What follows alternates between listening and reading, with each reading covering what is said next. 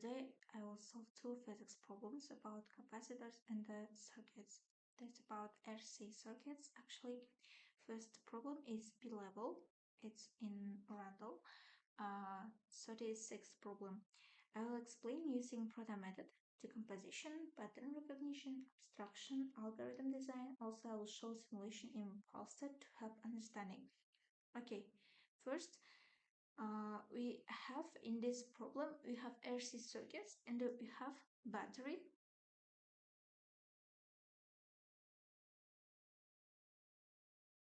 It's 9 voltage. Also we have capacitor 4 microfarads. Also we have resistor.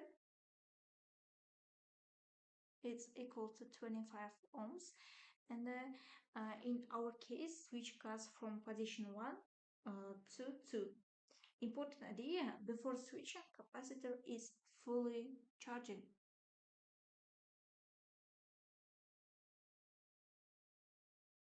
Yes.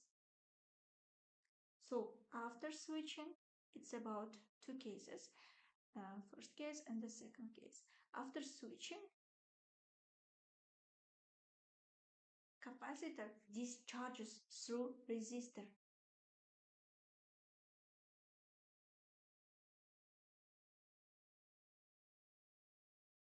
So we need to find charge, current at different times.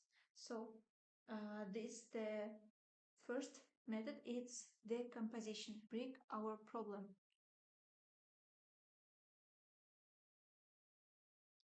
So second step is abstraction. It's basic theory.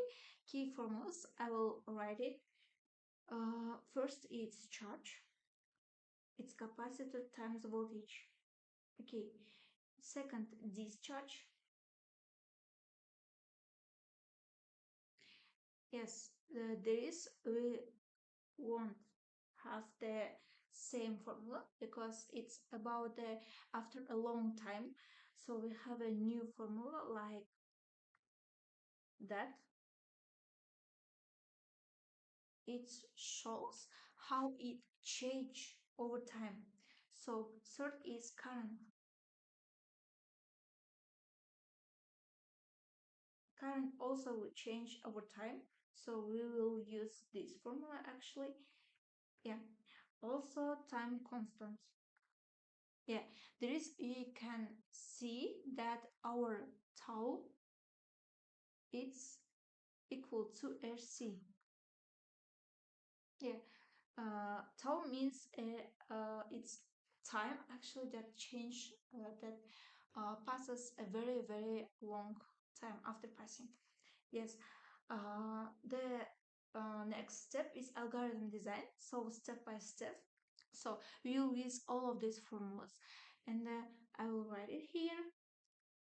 Charge at the first charge, this initial charge, it's equal to 36 microcoulomb.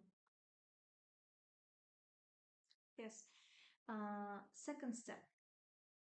Second step is our time constant, RC, 25 times 4 micro. Second, it will be 100 microsecond. Yeah. Also, we have next step. It's third step at time 0. Yeah, I will write it here. Time equal to 0. Charge it will not change, 36 microcoulomb. So our current will be 9 over 25. It's 1.36 ampere. Yeah. The next is 50 microseconds. Yeah. In the given, it answers that we need to find our charge and the current immediately after the switch is closed at time is equal to 50 microseconds and at times equal to 200 microseconds. Okay, I'll use these formulas that I will show you. Also, at time 0, the charge will not change. It's 36 microcoulombs. Our current is 9/25. It's actually a 0.36 ampere. And then the next step is time equals to 50 microseconds. It will be our charge will change after time, after maybe a long time. It's 36 exponential 0.5. It's 21.8 microcoulomb. Yeah.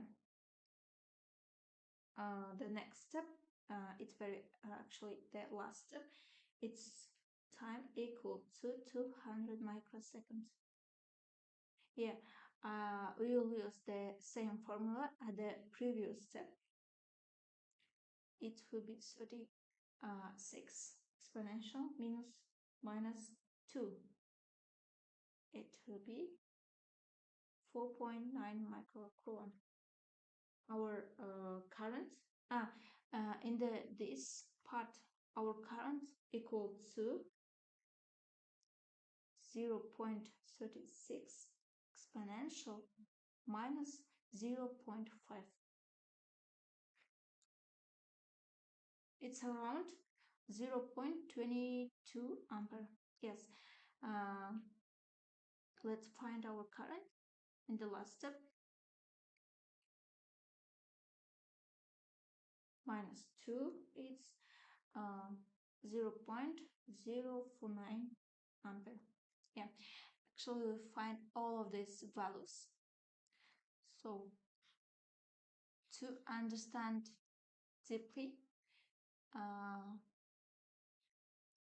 I want to show you Falstad simulation. Okay, now let's look at my real-time simulation in Falstad. The switch is in position 1. Current flows from the 9-volt battery into the capacitor. The green color. Okay, I'll start, and the green color shows that the battery is charging the capacitor. Yellow dots represent the charge moving. Soon, the yellow dots stop because the capacitor is fully charged to 9 voltmeter. It stores energy. So now I will flip the switch to position 2. Watch what happens right away. Yeah, as you can see, the battery is disconnected, but the capacitor is still charged. It acts like a new temporary battery. It releases its energy into the resistor. Yeah, actually, yellow dots flow out, and the yellow light on the resistor tells us it's turning energy into heat. As energy is lost, the light gets darker until it disappears. So, yeah, you can see that the current is equal to 0 now.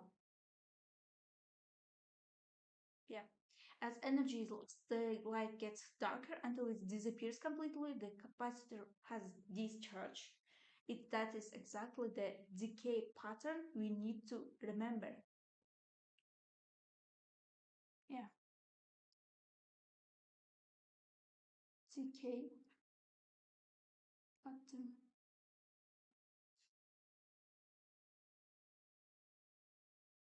Yes. Uh, that's all.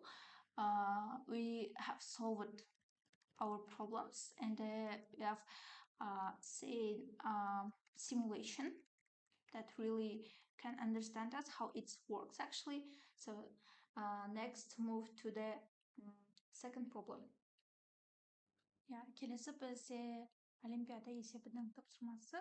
Бұл тапсырмада бізге электр қозғаушы күш берілген, және де екі кедергі, ішкі кедергі және үлкен кедергі бар, және бұл жерде бізде капаситор. Окей, енді бұл есепті талдап көрейік. Бізде тоқ үстіге қарай кетеді осылайынан. және де тоғымыз өткен кезде бізде осы резистордан өтеді және капаситордан өтеді. Қандай да бір уақыт өткеннен кейін мына жердегі капаситорда қандай да бір Q2 деген заряд жиналады. Басында бізде ол жерде Q1 деген заряд болды деп айтайық, иә. То есть Q1 деген бұл Q2 деген заряд жиналды. Одан кейін ол бізге Q1 деген жылу мөлшеріне өтті да, кілт жабылған кезде Q1 деген жылу мөлшеріне айналып кетті. Кілтті ашқан кезде бұл капаситорда уже электр қозғалтқыш іштен алмайды, капаситордың өзінде толып қалған мынау Q2 деген зарядтан бізде Q2 деген жылу мөлшері бөлінеді. Енді бізге айтады, осы жердегі Q-ді тап дейді. Так, бұл есепті қалай шығарамыз? Ең алдымен біз формуланы жазайық. Бізде алдыңғы есепте атап өткендей, жаңағыдай есептерді концепция мен методпен шығарамыз. Бірінші abstraction. Не бар екенін жазайық, иә. Бізде 3 вольт бар, 2 резистор бар, үлкен және кіші, капаситор бар, және Q1 және Q2 деген жылу мөлшерлері бар. Бізге табу керек уақыт, который резистордан өткен зарядты табу керек, және сол уақытты табу керек. Енді бұл жердегі басты идея ол біздің энергия, жаңағы капаситордан өткен энергия ол жылу мөлшеріне айналып кететіндігі. Келесі pattern recognition.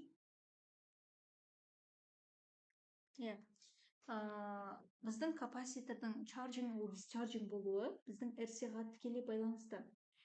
Біздің энергиямыз, резистордағы энергиямыз толықтай жылу мөлшеріне айналып кетіп жатыр. Және де капаситордағы энергиямыз ол жылуды сақтап жатыр. Сонымен алдыңғы есептегі ұқсастық паттерн осыдан байқауға болады. То, что капаситорда бізде қандай да бір жылу сақталады. Capacitor is stored energy. Енді осы есепті дальше шығарып көрейік. Так, бұл жерде біз жаза аламыз формулаларды. Кілтті ажыратқаннан кейін мына жерде қалып кеткен заряд ол Q2, иә. Және де кілтті ашқаннан кейін жылу мөлшері үлкен Q2 деп белгіледім. Демек, үлкен Q2-міз тең сол жердегі сақталған заряд бөлінген 2-сі. Бұл бізде жылу мөлшерінің формуласы. Осы жерден біз сол жердегі қалып кеткен зарядты, сақталған зарядты таба аламыз. 2-сі Q2 деп. Окей, бұны тапқаннан кейін conservation of energy бар.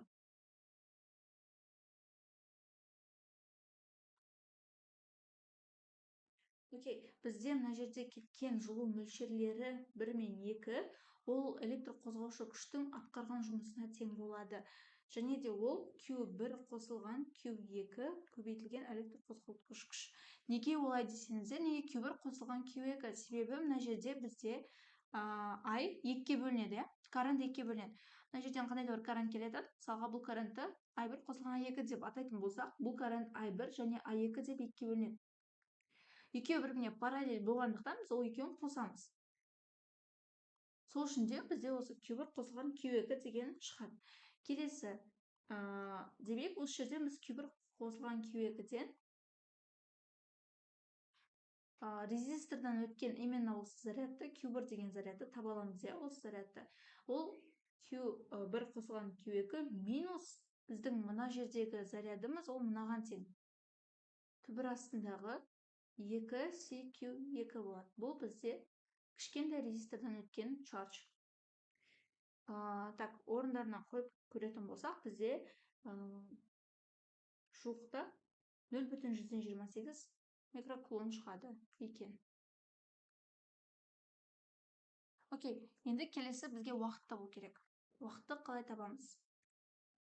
Егер де біз сызатын болсақ, мына жерге қандай да бір, мысалға, былай насық, Kirchhoff-Flow'ды. Так, бізге уақытты табу керек. Келесі уақытты біз таба аламыз. Электр қозғалтқыш қосылған I1, карент көбейтілген резистор қосылған 2 карент, общий жаңағы ортақ карентіміз. Кішкентай ішкі кедергісіне тең.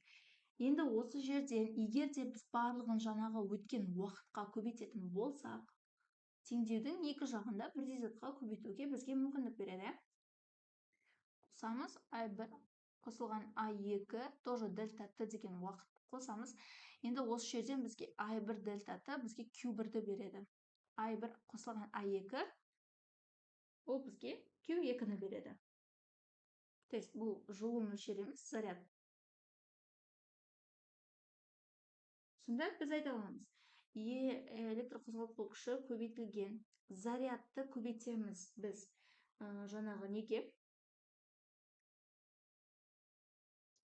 Осында Q1-ден өткен Q1 зарядынан өткен кедергіге көбейтеміз. Бірақ ол жердегі кедергі бізде R1, иә? Мына жерден өткен заряд бізде R болса, мына жерден өткен заряд бізде екі басында келе жатқан каранттардың екеуінің негізгі қосындысы болады. Сонда мен жазам R қосылған R деп. Қосамын Q2 кішкентай R. Осы жерден уақытты оп-оңай таба аламыз. То есть электрқозғалтқышын осы теңдеудің астына бөліп жібереміз, полностью. Енді дальше қалай жазамыз? Q1 қосылған Q2 бөлінген E.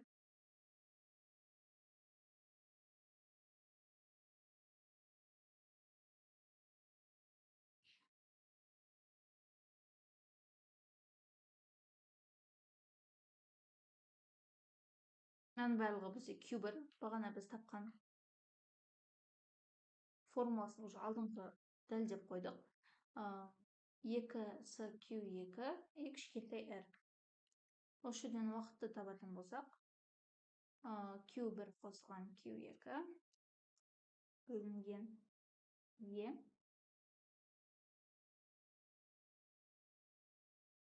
Әр жерде біз нені қалдырып кеттік? Қалдырып кеткен жоқ, соны мында жазыппыз. Так, мынаны мында келіп қоямыз. R қосылған R. То есть мен шақшаны ашуменен алысатырмын, мынау астына түскенде ол квадратты алынады. Мына жақтан минус R бөлінген E. 2 Q2 болады. Так, сонда бізде есептесек, уақытты бізде где-то 65 секунд шығады.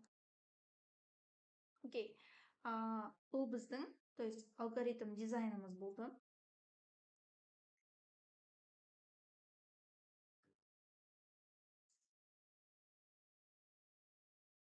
Бұл біздің алгоритм дизайнымыз болды. Енді қазір осы есепті толығымен түсіну мақсатында Faucet Simulationға өтіп, сол жақтан осының барлығы қалай жұмыс атқаратынын бірге бақылайық. То есть біз есепті шығарып бітті. Бізде уақыт 65 секунд шықты, кедергіден өтетін зарядымыз 0,128 микрокулон.